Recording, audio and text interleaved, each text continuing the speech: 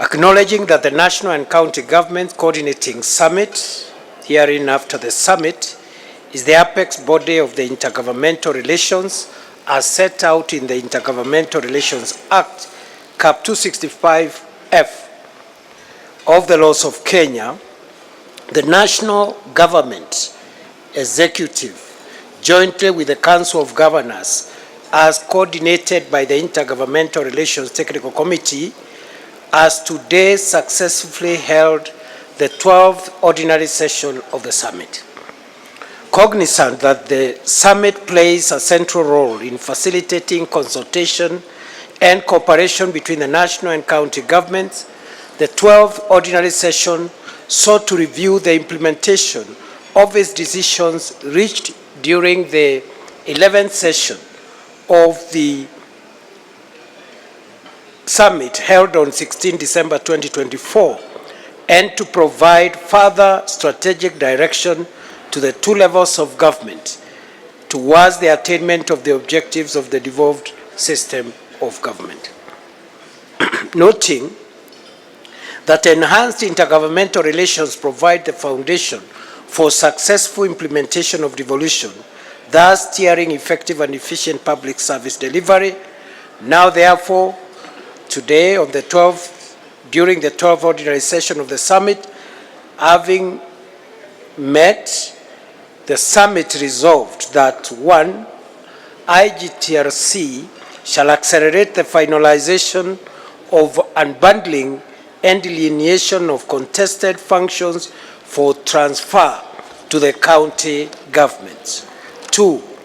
The Commission on Revenue Allocation and the National Treasury shall verify the financial resources related to the unbundled and delineated functions as identified by IGTRC to form the basis for allocation and transfer of resources through the Division of Revenue Act to the county governments in the 2026-2027 financial year. 3.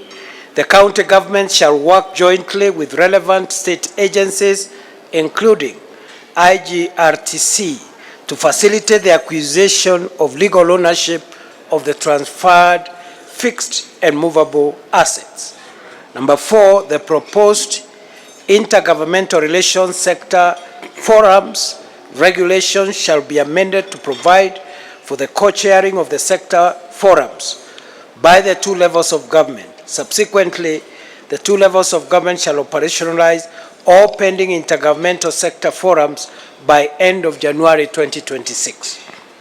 The Prime Cabinet Secretary shall coordinate with the Speakers of the National Assembly and Senate to intervene to ensure that the stalled Intergovernmental Relations Amendment Bill of 2024 currently before the National Assembly is concluded.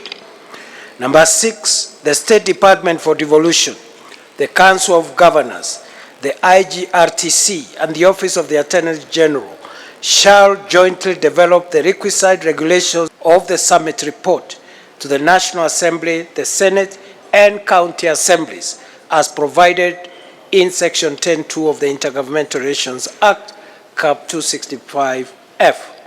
Number 7, IGTRC shall, within 14 days, coordinate the finalization of all pending intergovernmental participatory agreements on the issuance of bursaries by county governments.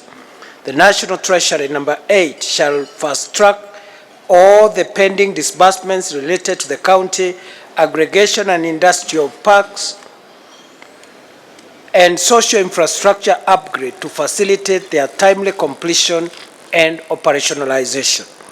Number 9, the Public Finance Management Amendment Bill, seeking to review Section 191A to E of the Public Finance Management Act 2012, shall be withdrawn from Parliament by the National Treasury to pave way for further consultations.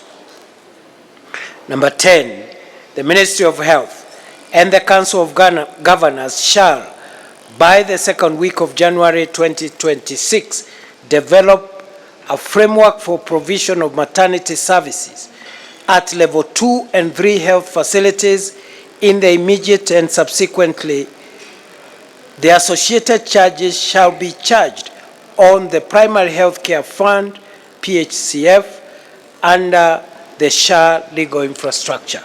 Number 11, the Ministry of Health shall review the Persons with Disability Act 2025 on the sections related to exemptions of payment of medical services by persons with disability with a view to harmonize with the existing Social Insurance Act of 2023. Number 12, the existing vendors installation contracts under the National Equipment Support Program, NESP, with zero installation at public health facilities shall be cancelled by the Ministry of Health to allow the issuance of new contracts to new vendors. 13, the National Treasury shall disburse by the third day of every month all the related personnel emolument costs for the county governments to the respective county revenue fund, CRF. The Controller of Budget shall expedite approval of releases to county governments. Subsequently, the county government shall ensure that all statutory deductions are paid out by the 9th day of every month.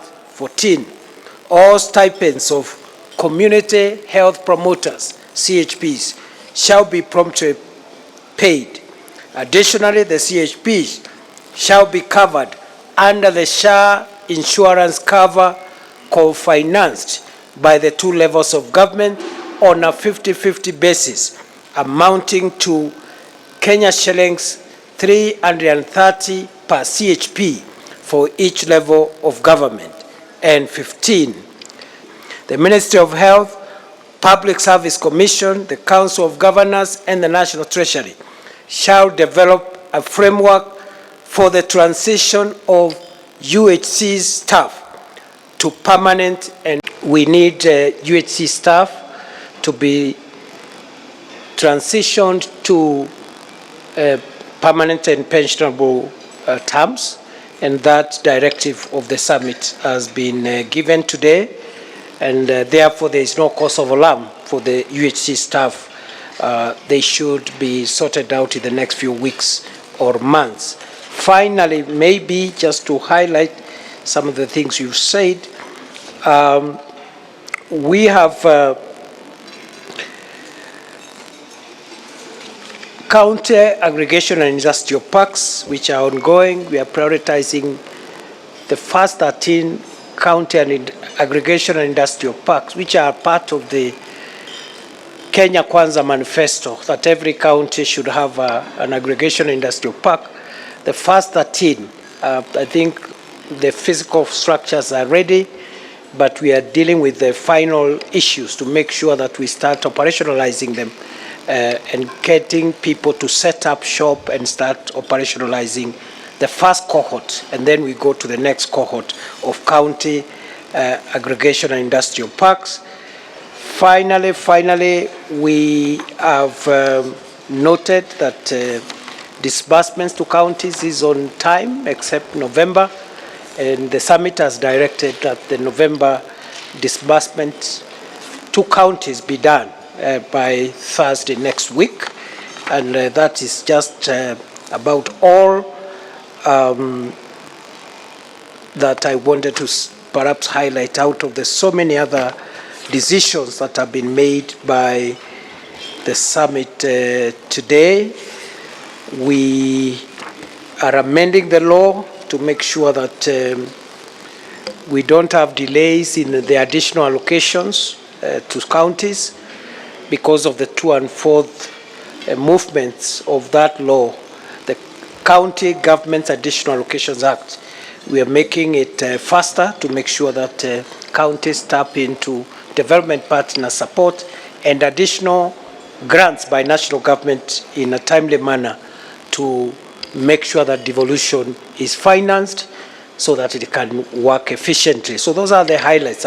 It is also important to note that the summit today has decided that every community health promoter in Kenya will be enrolled under SHA for medical insurance, because these are our frontline foot soldiers in the delivery of health, and for them to be comfortable to offer that critical service. The government of Kenya will offer comprehensive insurance for all the CHPs across Kenya, the 107,000 of them, and the cost of the premiums for that insurance will be borne by the national government and the county governments on a 50-50 basis. I think that is an important highlight for today, because these are our frontline soldiers, and we need them really to secure UHC and Taifa Care, and they are doing a wonderful job. Other than the stipend that we've been providing as the two levels of government, again jointly on a 50-50 basis, we are going to enroll them under SHA and make them a little more comfortable. I've had a very cordial meeting as the two levels of government, and the resolutions that were agreed on, as read here, will change a lot of things. For instance, the summit resolution that the Cabinet Secretary for Treasury releases gross payroll costs to all counties by the second and third of every month, second or third of every month, ensures that every county then has money to meet their payroll costs, and that that then allows us to remit all statutory deductions, including SHA costs for staff in the counties, because you know the law requires that SHA premiums be paid by the 9th of every month for service to be enjoyed. So I have nothing much to add. We do agree with everything that has been said as captured in that communique. And as for the matter that I'm sure a lot of you would want to know what government is doing about, the Deputy President will speak to it, the drought situation and the need for mitigation. I thank you.